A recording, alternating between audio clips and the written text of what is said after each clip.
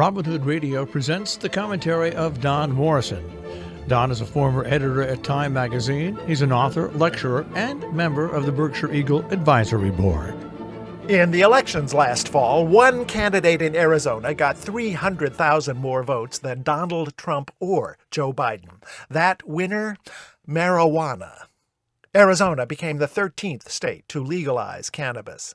4 more have joined. And now 47% of American adults can toke legally for recreation or medical use or both. I'm not a fan of marijuana. Tried it years ago. Didn't really like it. Spent much of my adult life hoping to keep it away from my kids.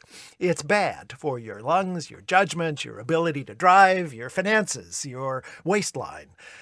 And I think it should be legal everywhere. That's not just because I got all caught up in the celebrations on Tuesday, April 20th. That was National Cannabis Day, or as it's officially known, 420. Not sure why the pot lobby picked the name 420. Some say it's police code for weed smoking. We got a 420 here, request backup. Others say some high school kids in California would gather every day at 4:20 p.m. to smoke, and one of them later joined the Grateful Dead, and then... Anyway, it's now a national holiday, sort of. Cannabis is still outlawed at the federal level. But there's a bill in Congress that would change that. The case for reform is pretty strong. Marijuana is less harmful than alcohol. Legalization takes the cannabis trade away from organized crime and puts it under regulation. Also lets researchers legally study the medicinal benefits of cannabis. Also creates a lifeline for farmers, workers, small businesses, plus tax revenue for state and local governments. But the biggest reason for legalization is justice.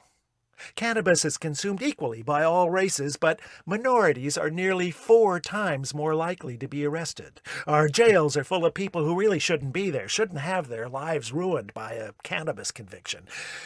We spend a fortune prosecuting them, housing them, supporting their families. The federal bill would fix all that.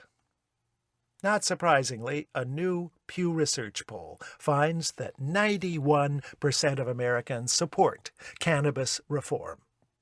But Republicans in Congress are opposed, and passage is uncertain.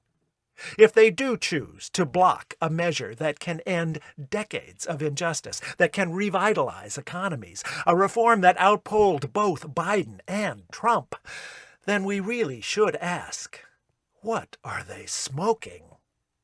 I'm Don Morrison. Don Morrison is an author and editor. He's taught at universities in the United States, Europe, and Asia. He's the European editor of the British magazine Port and a member of the Berkshire Eagle Advisory Board. He lives in Paris, Miami, and in Berkshire County.